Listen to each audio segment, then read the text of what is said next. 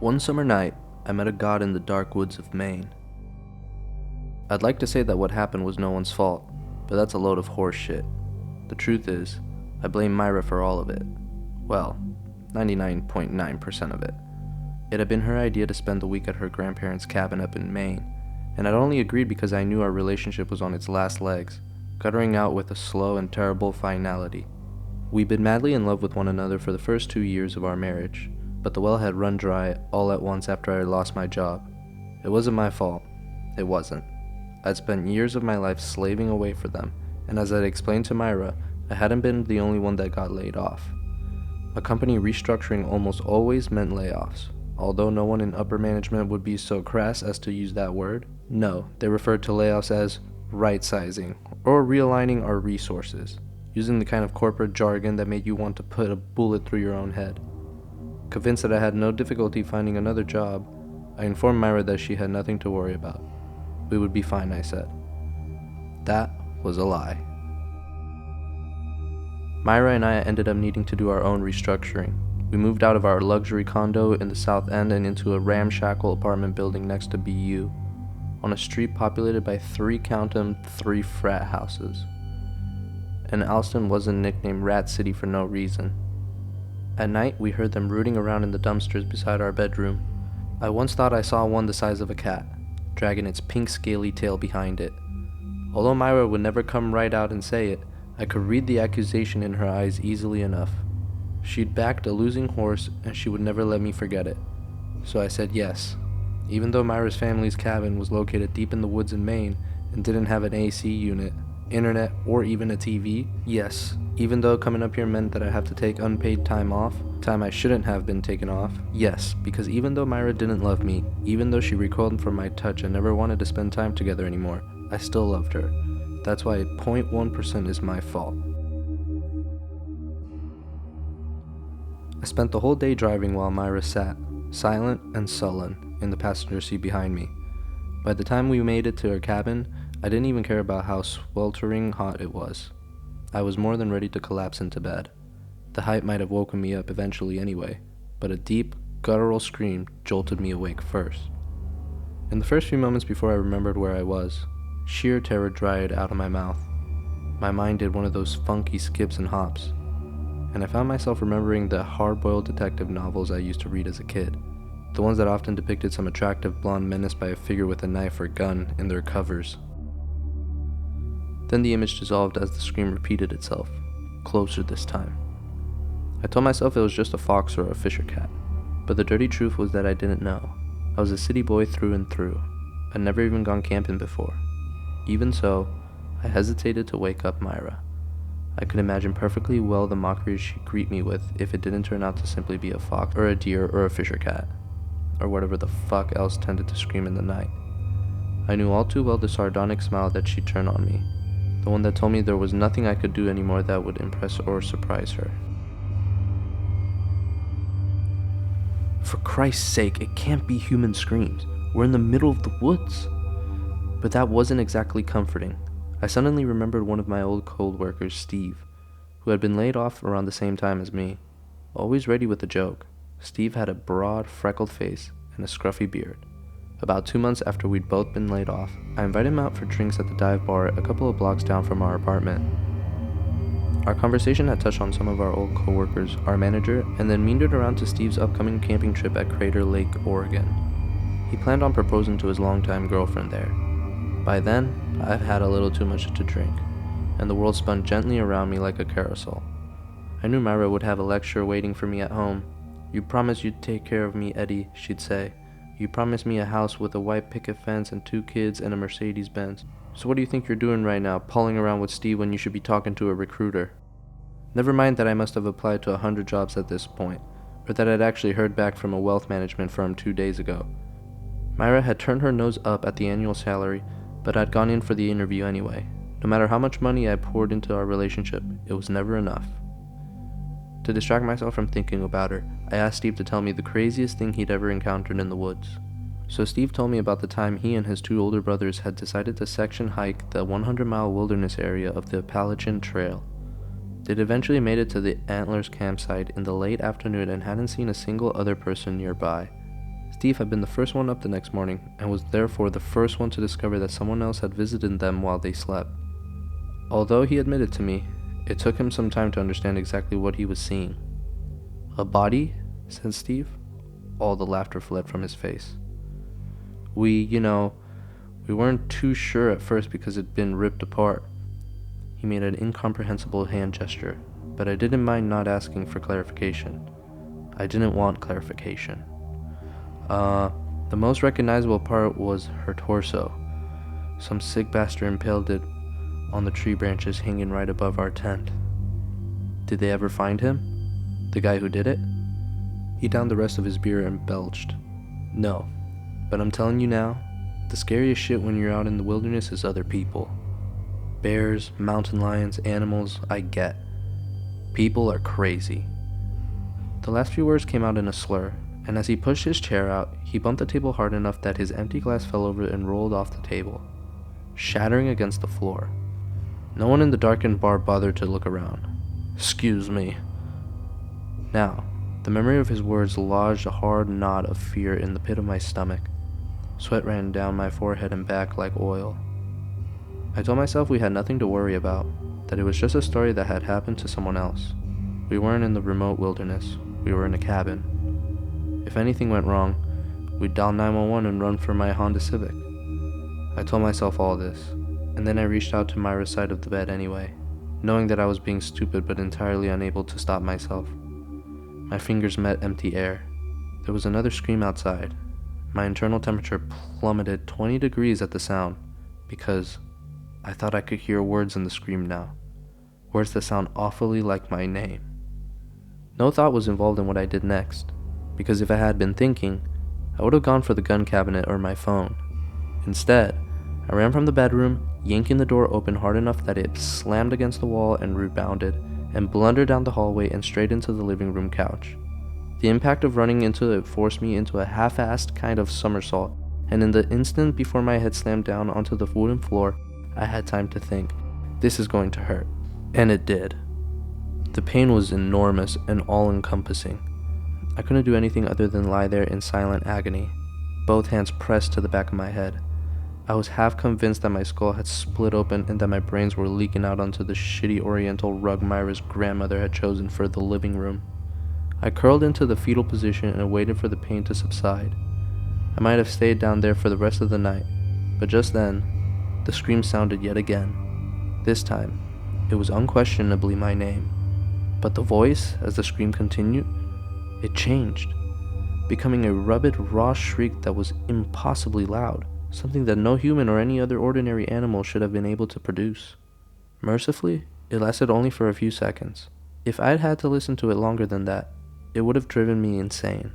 As it was, it startled me badly enough that I sprawled back down onto my ass and barely avoided rapping my head against the wooden floor a second time. Carefully, moving like an old man in my 70s, I hobbled towards where I thought the light switch might be. I badly wanted to, no, needed, those hard fluorescent lights on. At the same time, I thought of Myra out there, stumbling around in a dark wood and unable to find the straight way out. But what kept intruding on this image was her smile.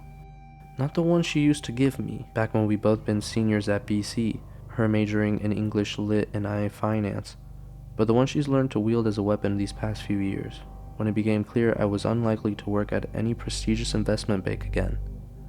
That little quirk to the right side of her mouth that said, more clearly than if she'd bothered to utter the words aloud, "You're a failure." And halfway to the light switch, I paused. Yes, I was a failure.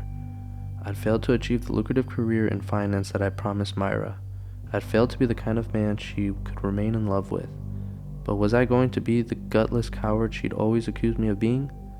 Was I seriously contemplating leaving my wife out there, possibly dying or already dead, while I cowered in the cabin until sunrise? I took a deep breath, bracing breath, and flipped the lights on. Even though they made my eyes water and the pounding in my head worse, I felt better already. Braver. I went back to the bedroom for my phone. I'd forgotten we had no reception here, and briefly considered attempting to bash open the padlock to the gun cabinet. As far as I knew, Myra's grandparents still had the key, but could I even operate a gun in my current state? I kept seeing double of everything, and I thought it more likely that I'd blow my own head off, or Myra's. Some rescue that would be. Without giving myself enough time to think about what I was doing, I grabbed one of the pokers lying by the unused fireplace, shoved the front door of the cabin open, and stepped out into the night. It was almost unbearably hot and humid outside, and the still air smothered me in its embrace. More importantly, it was too quiet. No crickets chirped, no owls hooted, nothing else stirred or made a sound. All I could hear was my own harsh, uneven breathing, and my skin crawled with unease. "Myra!" I shouted. "Myra!" I took another 5 steps forward before some craven instinct, the instinct of self-preservation, brought me to a halt. I stood there, sweating like a stuck pig, the poker in my trembling hand tracing figure eights in the air. The silence spun out like shattered glass. I realized that with all the lights in the cabin on, and my back to them, I might as well have pinned a paper target to myself. It was too easy to imagine some psychopath standing only a few feet away, knife or gun in hand, ready to drag me kicking and screaming into the darkness. The woods grew thick and wild all around me, alive with malevolence. The idea of charging in there, armed with nothing more than a poker, was as absurd as telling a child he could stop an 18-wheeler by charging it with a crayon. Call it what it was, I thought, sickened and ashamed of myself and still unable to move any further. She was right. You are a coward. You couldn't even admit the truth to her, but she knew anyway. You weren't laid off, you were fired. "Myra!" I said once more, without any conviction at all. But there was an answer. Something moved in the woods. Something massive. It remained outside of the circle of lights cast from the cabin, so I couldn't quite make it out, but I sensed a vast movement 30 feet or so beyond me. Countless branches and twigs snapped around wherever it was, and I knew with chilling certainty that it had noticed me, that it was coming towards me. "Oh, whistle and I'll come to you, my lad," I thought nonsensically, a half-remembered fragment from some novel floating through my mind. And then I was backing up, moving jerkily like a marionette, my eyes fixed unseeingly on the dark trees. Behind me, the door slammed shut with a bang. I started, dropping the poker, and turned around to see Myra standing at the narrow window to the left of the front door. Her dark hair rose in a cloud around her face, and she gazed back at me calmly. She was fully dressed and had a smuggle of dirt along her left cheekbone. It took only one single terrible second to comprehend what had happened, and then I was running for the door, banging on it in a frenzy. A harsh rasping noise filled the night air, and I grew steadily louder, steadily closer. "Open the door!" I shouted. She shook her head, and I attempted to ram it open. Pain exploded through my right shoulder in perfect counterpoint to the throbbing in my head. Myra never even moved. She didn't speak. Her dark brown eyes were filled with a steely resolve I'd never glimpsed before. And of course, there was a steady contempt in them too.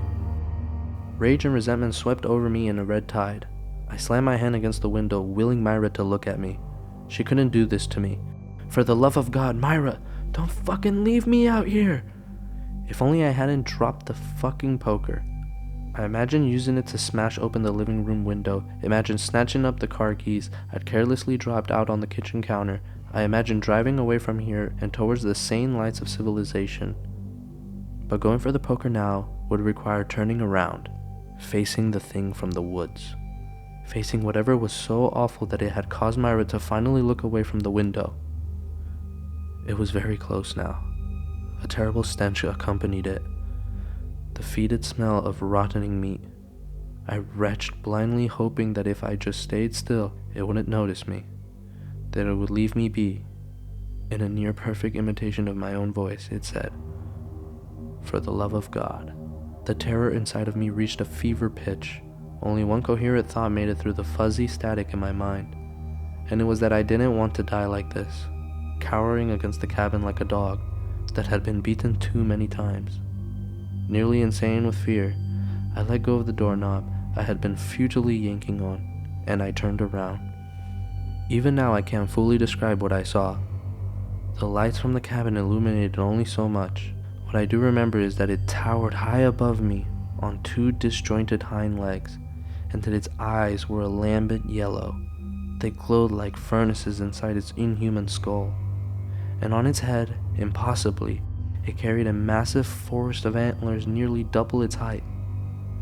They had grown interlocked with one another, twisting and weaving into a nearly solid bone-white mass, and reached up to the unforgiving moon. Impaled on their sharp points were mutilated, eyeless human heads, their bloody mouths caught in silent screams. They twitched and struggled on the points, like fish wriggling on hooks. As I stared into the eyes of the thing from the woods, my fear drained away from me. An odd sense of familiarity replaced it, as though I had unexpectedly stumbled into an old friend whom I had fallen out of touch with, miles away from where we had first met each other. I know you, I thought, and finally understood. I'd felt the dark woods all around me, the clawing tree branches and the blind eyes in the undergrowth. Had felt it from the moment Myra fell out of love with me. When it lowered its head and charged, I didn't bother going for the fireplace poker lying a few feet away from me. I simply knelt and waited. I woke up at dawn to find myself lying on the ground in the middle of the woods. I didn't recognize my surroundings, and neither Myra nor her family's cabin were anywhere in sight. I got to my feet warily, full of disbelief at the fact of my own survival. Every joint in my body ached, and my head hurt worse than ever.